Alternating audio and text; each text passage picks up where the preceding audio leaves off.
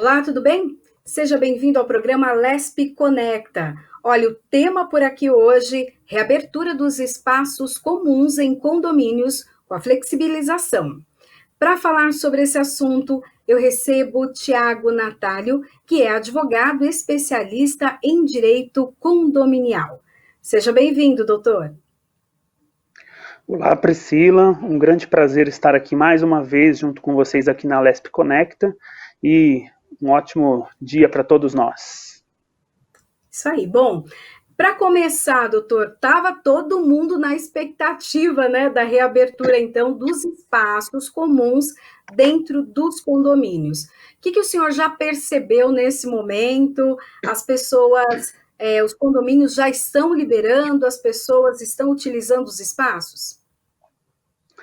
Sim, na verdade nós temos visto que o que nós temos fora das portas do condomínio, ou seja, fora dos muros dos condomínios, nós estamos observando um efeito de reflexo dentro dos condomínios.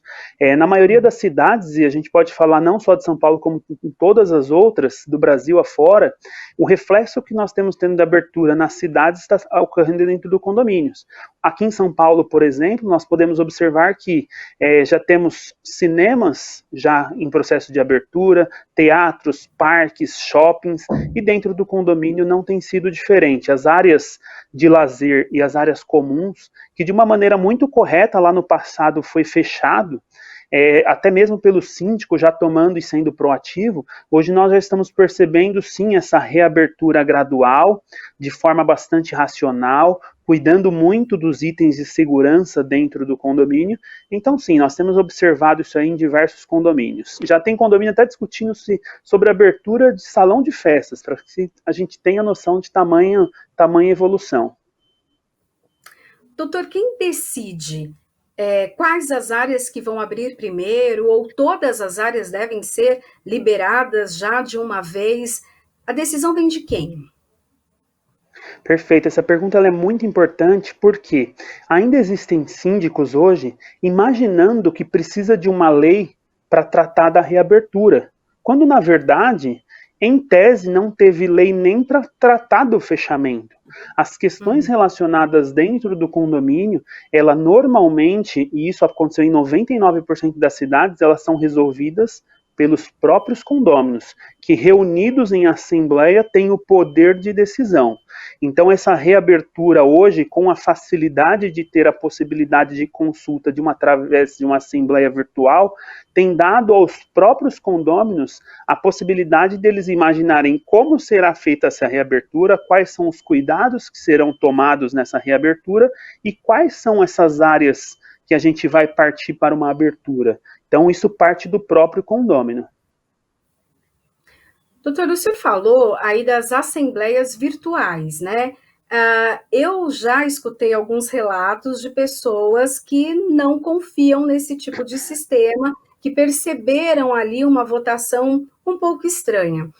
Eu queria que o senhor falasse um pouco para a gente se esse sistema realmente ele é seguro, em relação aos votos, né? É um voto por unidade. Como que funciona? Realmente é seguro esse sistema?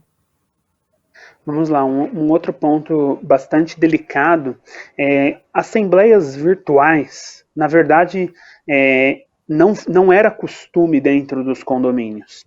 Existe até alguns projetos que estavam no Senado tratando de assembleias virtuais, que eles foram deixados de lado através de um outro projeto, que foi esse projeto de transição desse momento que nós estamos passando, que ele iniciou com o projeto 1179 e formou a atual Lei 14.010, que em um dos seus artigos trouxe a seguinte possibilidade. Foi dito lá que, em caráter emergencial, as assembleias virtuais passam a ser permitidas, hipótese em que as pessoas que nela votarem, o voto será virtual, porém será tido como se presencial fosse.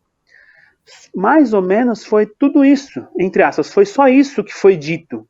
Não tratou ali sobre regulamentações da forma como deveria acontecer. Então, toda essa parte de regulamentação, como que é o procedimento, como que fica se um sistema cair, isso tudo nada foi dito. Então, realmente é uma situação muito delicada, porque diante dos acontecimentos que a gente sabe que existe numa assembleia, ou até mesmo numa transmissão virtual, igual essa que está acontecendo aqui agora, diante de uma queda, por exemplo, seja por conta de sinal, ou por parte do problema do servidor do condomínio, ou por parte do celular da pessoa que está do outro lado, não existe uma regulamentação de como se resolver essa situação. Existe uma discussão muito grande acerca do software também, mas como não existe a regulamentação, não tratou qual que é o software permitido. E nem seria importante também tratar dessa forma. Teria que ter tido alguns pontos que, como se fossem instrumentais, como se fossem substanciais para que nós pudéssemos ter assembleia. Mas mesmo assim, como não tratou, a forma como vem se fazendo, a gente sabe que hoje no mercado existem diversos softwares que eles são especializados em assembleia de condomínio, já observando a questão que você levantou, Priscila, que é como que é a votação, por exemplo? Cada pessoa vota, são votos iguais, não são votos iguais? Então, nesse ponto, é importante a gente destacar o seguinte, a legislação, ela fala da seguinte forma, que os votos eles serão por fração ideal, ou seja, pelo tamanho da nossa unidade. Um apartamento de três dormitórios, ele tem um voto maior do que aquele que tem duas unidades.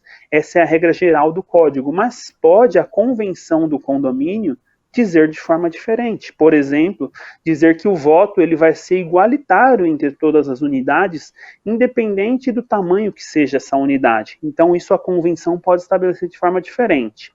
No tocante à assembleia virtual em si, alguns cuidados são necessários e esses cuidados seriam os mesmos daquela da assembleia presencial, ou seja, chamamento dentro do prazo, convocar todos os condôminos, dar a possibilidade dos condôminos se manifestarem. A gente tem observado muitas assembleias que não têm sido como se fossem assembleias mesmo, tem sido praticamente que colheita de votos. E isso não resolve, porque o direito assemblear, que é o de participação, o de manifestar a sua ideia, de tentar convencer o próximo, isso tem que existir nas assembleias. Então não é uma simples urna que a gente coloca, ou uma simples mensagem de WhatsApp que a gente abre um grupo e as pessoas saem votando. Não, tem que ter toda aquela, entre aspas, aquela liturgia de participação, manifestação, e isso é muito importante dentre diversos outros pontos. Como, por exemplo, quando a gente fala do voto, nós temos que saber quem é a pessoa que está votando, para que não exista nenhum tipo de fraude. A gente tem que lembrar que inadimplente, por exemplo, não vota nas assembleias. Então, hoje em dia, esses programas têm se utilizado como, por exemplo, com login e senha, como se nós fosse um banco comum. Uhum. Aí o senhor comentou que faltou ali na autorização, né, para a utilização desse sistema, alguns detalhes, principalmente a questão de segurança, softwares, enfim. Essas assembleias, então, que aconteceram durante o momento da pandemia, elas podem ser canceladas, elas podem ser entendidas como algo não seguro e cancelar, então, o que foi determinado, o que foi acertado em assembleia? E uma outra situação, no caso de uma votação, a escolha de um síndico, por exemplo, e da sua equipe de trabalho, que foi feita em sistema virtual, ali na reunião virtual, é válido? Pode ser, então, configurado que aquele síndico ele foi eleito? Sim, na verdade, sim. Por nós termos essa falta de legislação, na verdade de regulamentação, isso não significa que as assembleias que foram feitas podem ser anuladas. Nós, se encontrarmos algum vício dentro do formato como foi feito, muito parecido, muitas das vezes, como se fosse a assembleia presencial.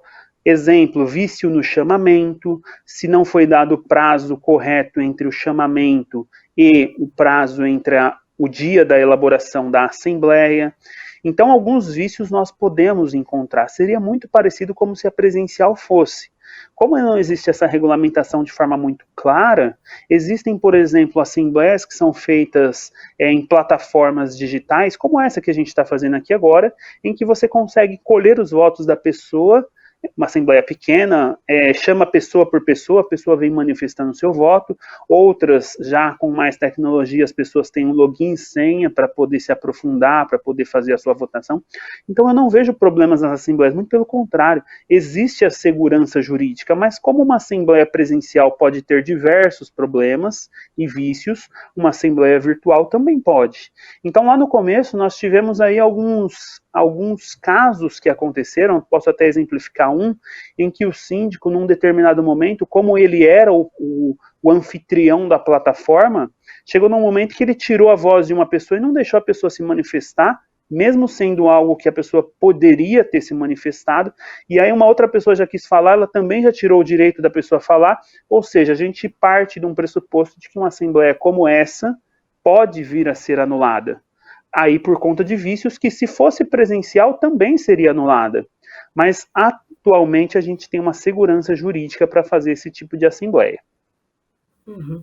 O senhor falou de alguns sistemas que são utilizados até para fazer reuniões empresariais, então há até a possibilidade de uma gravação.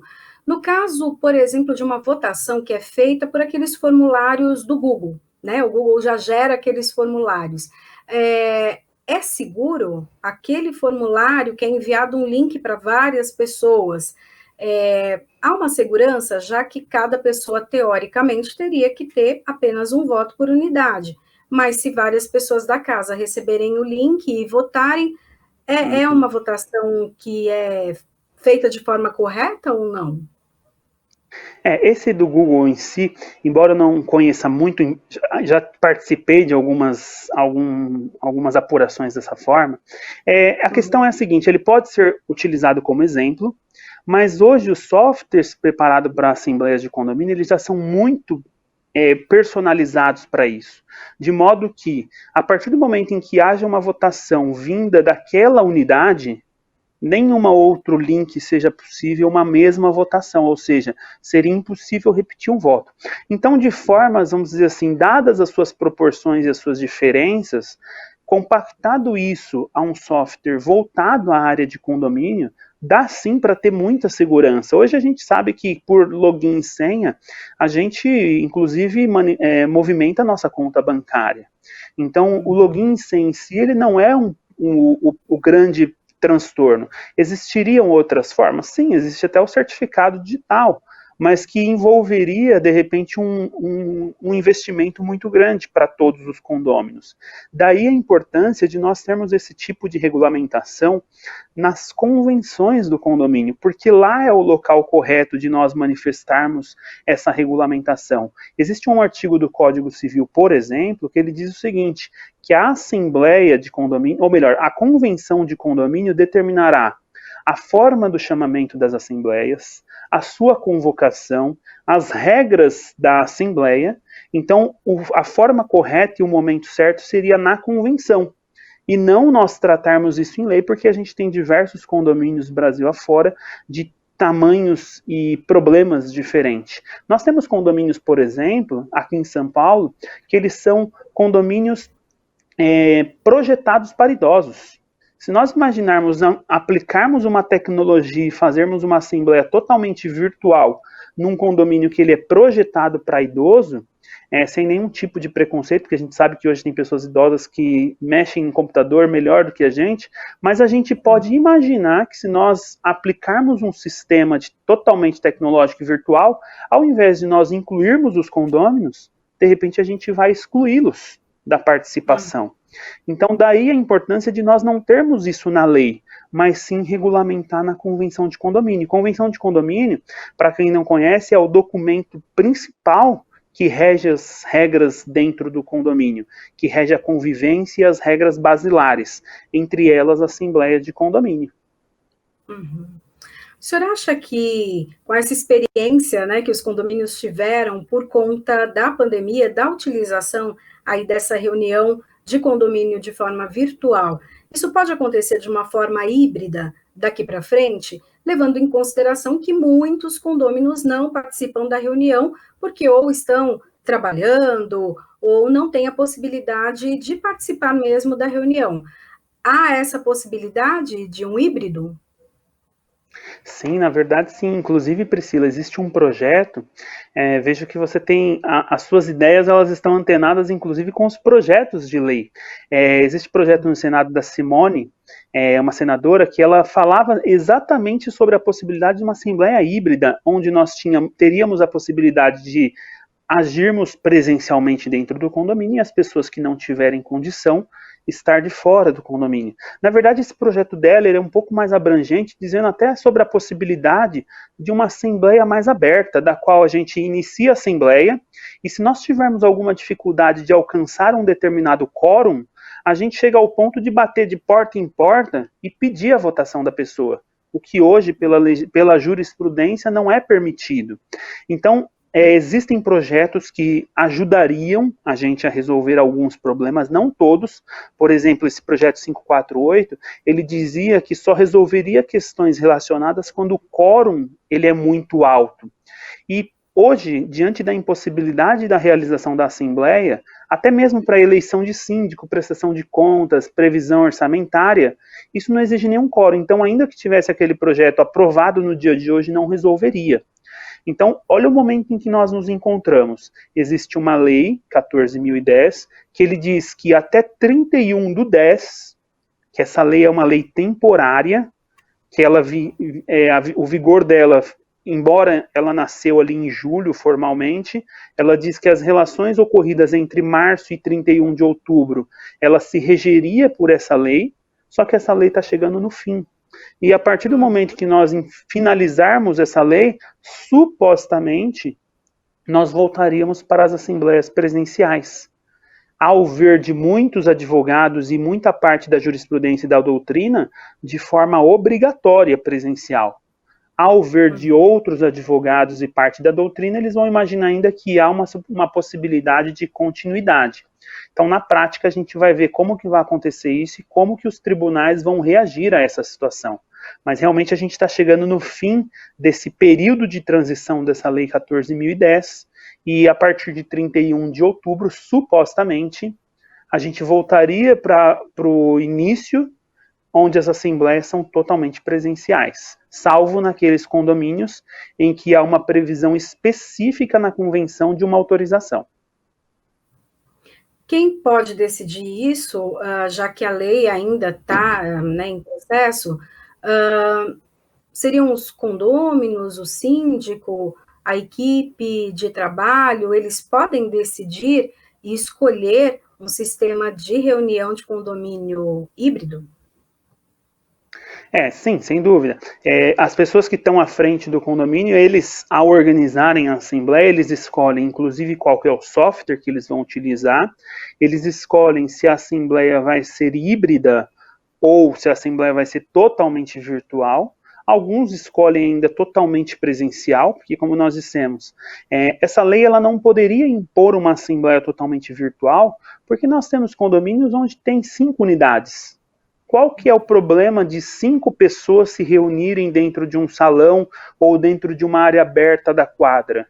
Então não há problema algum. Por esse motivo que não houve a impossibilidade da assembleia presencial. Mas sim, eles vão escolher todo esse procedimento, como que vai ser o formato, de modo que eles consigam fazer com que a assembleia aconteça desde que foi tudo previsto anteriormente e escolhido pelo síndico, junto com o conselho, junto com a administradora, podendo muitas das vezes consultar até os condôminos mesmos, de forma informal, para saber se esse é o melhor caminho.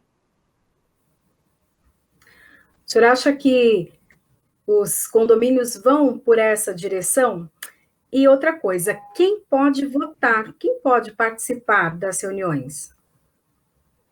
Uma ótima pergunta. A questão de nós imaginarmos o futuro, realmente a forma virtual, ela não somente dentro da área de condomínio, mas em todas as áreas, a gente percebeu uma facilidade muito grande.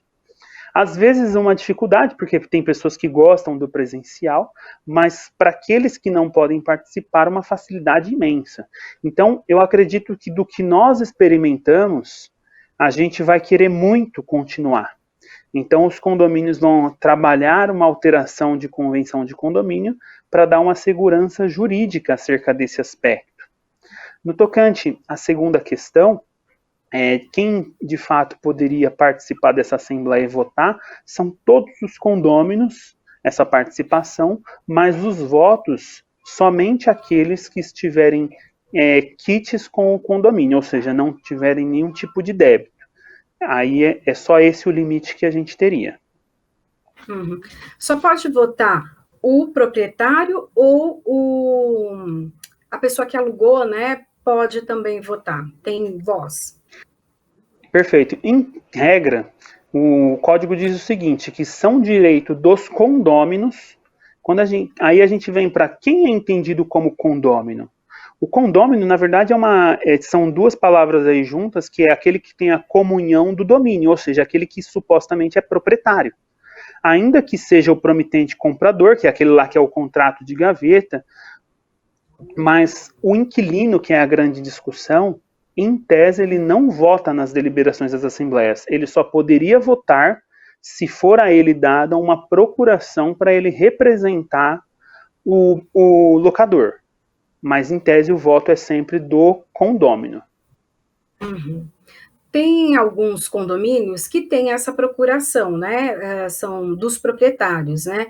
E acabam, por conta disso, tomando as suas próprias decisões, aquilo que acaba agradando ali a comissão e a decisão não da maioria, mas utiliza, então, essas procurações. Se o sistema for híbrido, esses, então, proprietários vão poder participar e votar de uma maneira diferente, né? Não ali dando uma carta branca para que outras pessoas tomem decisões por ele. Sim, sem dúvida. Na verdade, como vai facilitar o acesso dele à Assembleia, ao invés de repente necessitar de uma procuração, ele pode já ele mesmo participar da Assembleia, o que é muito bem-vindo para o condomínio. Todavia, o formato de procuração ele é um formato previsto em legislação. Aquele que dá a procuração, ele pode dar uma procuração, inclusive, limitada ou direcionada a que tipo de voto tem que ser feito. Eu posso dar uma exemplo, nós vamos tratar sobre a pintura de um edifício. Eu posso dar uma procuração a uma pessoa que me represente, não para ela chegar lá e votar da forma como que ela quer, mas sim uma procuração para que ela vote favorável ou desfavorável ao pleito que está sendo perguntado. Uhum. Bom, agora sobre a questão da flexibilização, né? Por exemplo, a piscina, ela pode ser reaberta? E no caso da academia, quem é responsável pela higienização do local? Uma ótima pergunta, porque nesse momento aqui a gente está realmente na reabertura. Então, primeiro ponto, a questão da piscina. Se podem ser abertas, não só a piscina, como todas as outras áreas. Não há dúvida de que os condôminos decidem sobre esse tipo de assunto.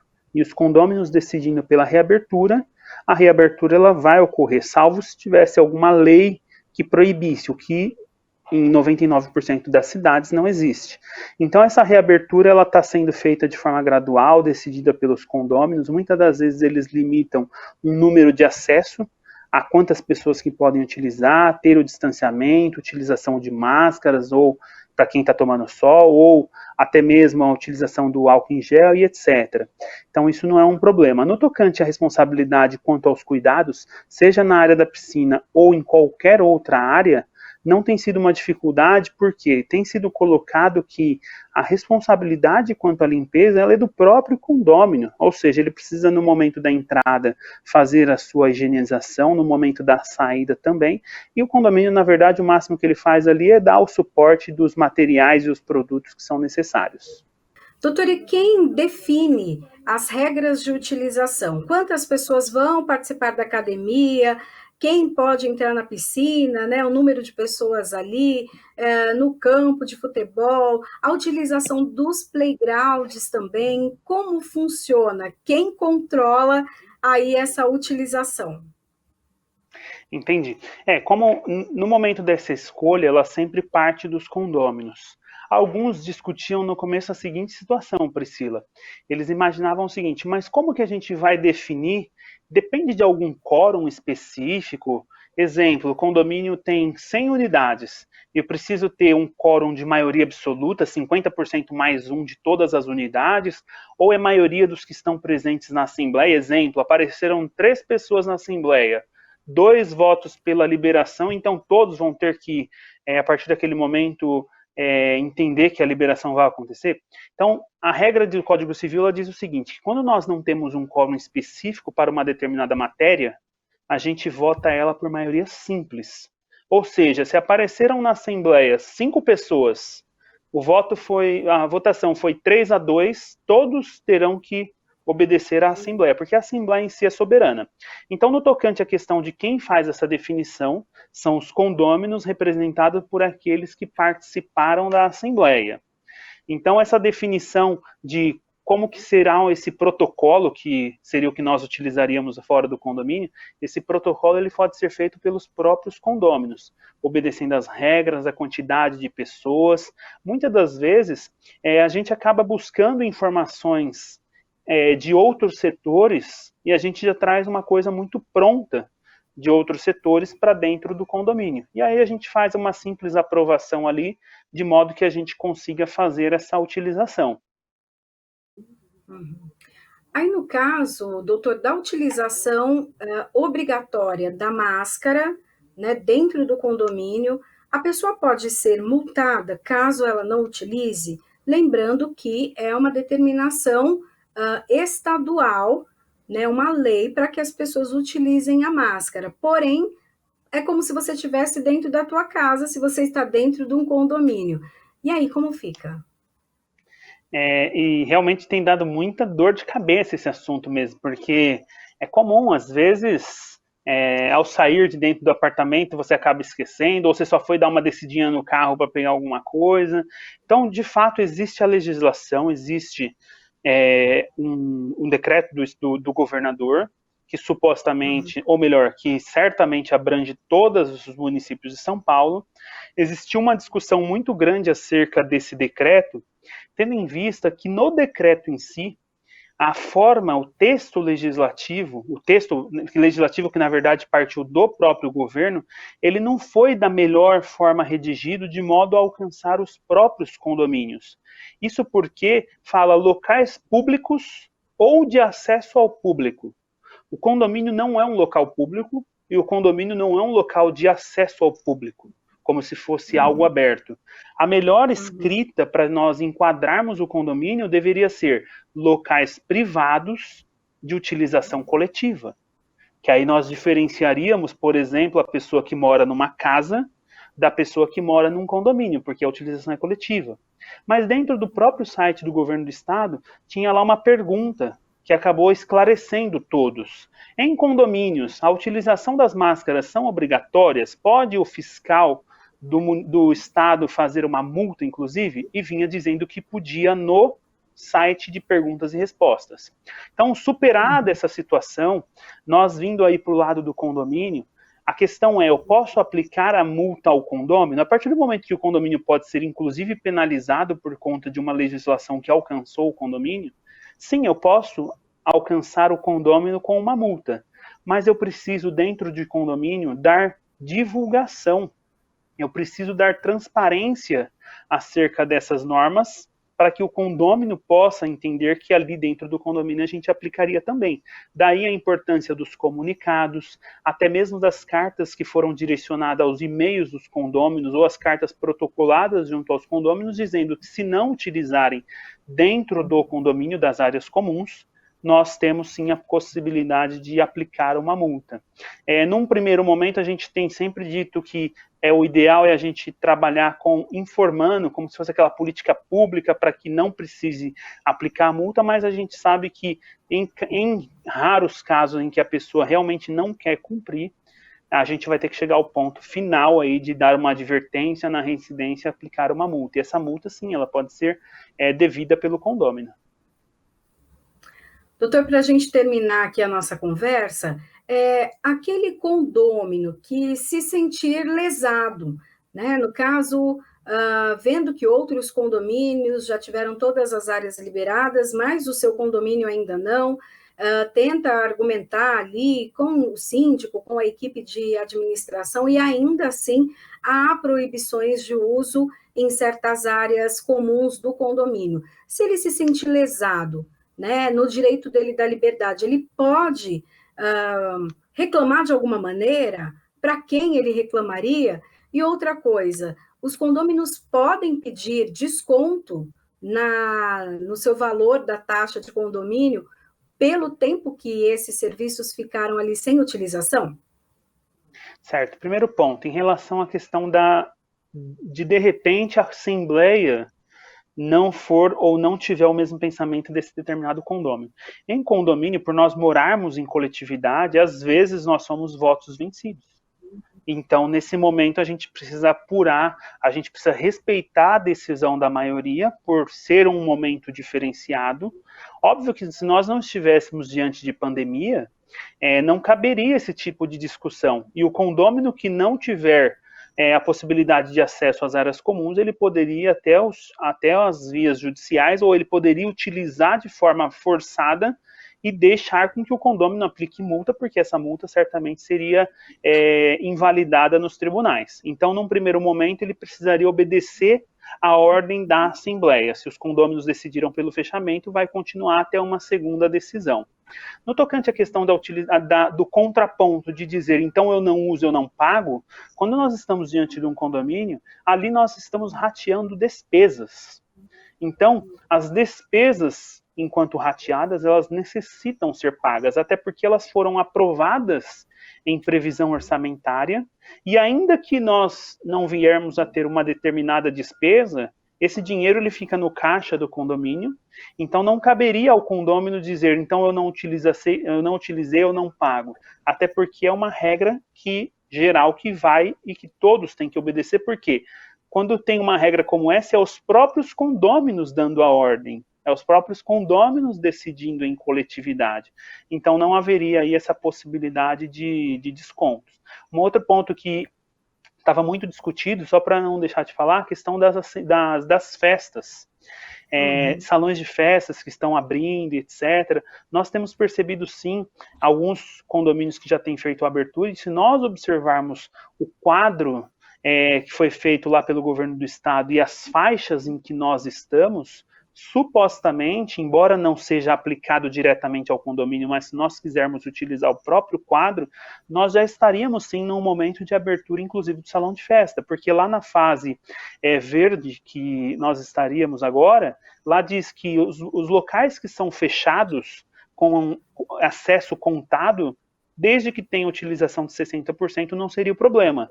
E a outra faixa que não está prevista, que seria a faixa verde, seria para shows e públicos em pé, o que dentro de uma festa de condomínio não necessariamente aconteceria se nós observássemos o número limite de percentual de pessoas que podem adentrar. Ok, eu quero agradecer então a participação do advogado especialista em direito condominial, Tiago Natalio. Muito obrigada. Eu que agradeço, Priscila, a você, a toda a sua equipe, a toda a sua audiência, e para nós é um grande prazer sempre vir aqui conversar com vocês. Um grande abraço. Obrigada. Bom, o programa Alesp Conecta fica por aqui. A gente se encontra na programação da Rede Alesp. Tchau, tchau.